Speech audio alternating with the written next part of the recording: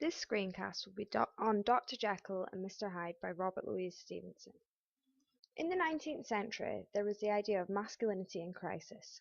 Masculinity was culturally constructed and was defined by difference.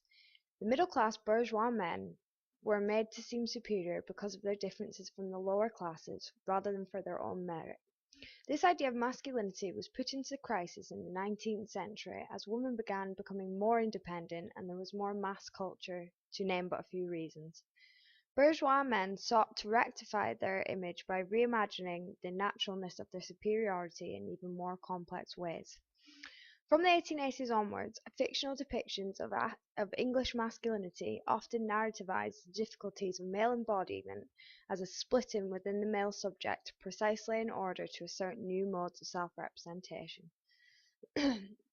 We can see that Stevenson plays with the idea of the split between the middle-class gentleman and the lower classes.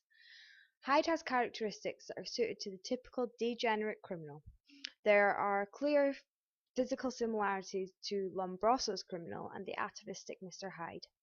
We see Hyde's body was an imprint of deformity and decay.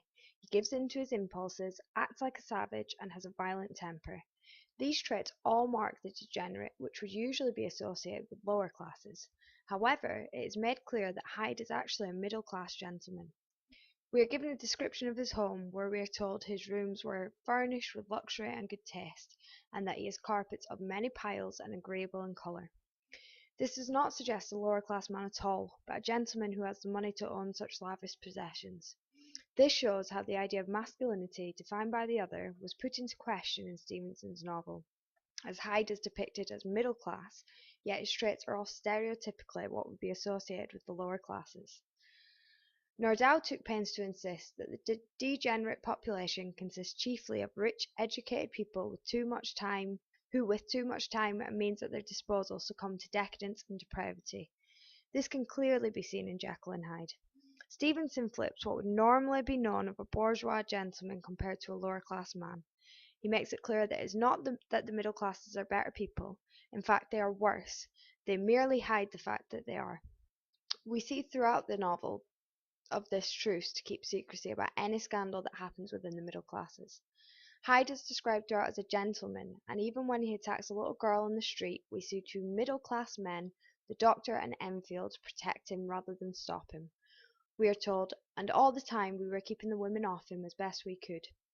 They protect him even though what he has done is terrible because they recognise him as one of their own, and after it has all happened, the two men, plus the poor girl's father, wind up breakfasting with Hyde in his chambers. What Stevenson does is bring to light the fact that middle-class bourgeois gentlemen are no more morally righteous than anyone else. By making it clear that Hyde does nothing that Jekyll does not enjoy, it shows that the only difference between lower-class stereotypes and middle-class gentlemen is the fact that gentlemen do bad things discreetly. Enfield makes it clear to Hyde in the novel that gentlemen may sin so long as appearances are preserved. Jekyll and Hyde links gentlemanliness and bourgeois virtues to various forms of depravity that we see in the book. For example, degeneration, atavism, and criminality. He turns them back on the professional classes that produced them. It highlights patriarchal anxiety and its continued viability and can be read and certainly highlight the problems associated with the late Victorian masculinity. Stevenson suggests Jekyll's case is strange only in the sense that it is so common among men of the Doctor's standings and beliefs. What makes Jekyll and Hyde more dramatic in terms of the idea of masculinity in crisis within middle-class bourgeois men was the Jack the Ripper murders. Jekyll and Hyde was written in 1886 and was obviously taken as a fiction that was merely bringing to light fears of the people at the time about crises within class and masculinity. However, when Jack the Ripper began his murders in 1888, the fear of this era took a new turn as people automatically associated him with the Jekyll and Hyde story, as he went after a woman in the night and appeared to be a middle-class bourgeois gentleman from the same area in London. To justify these murders, it was easier to put the two together and use the novel as a frame for who Jack the Ripper was. The film adaptations of the novel changed from Jekyll attacking a small girl to him attacking women, making the story more suited to the Jack the Ripper murders. This shows how the media had an impact with the fears of the people at these times, as the story went from being seen as fictionalized to being associated with these murders, allowing a way for the people to make sense of what had happened because there was so little evidence.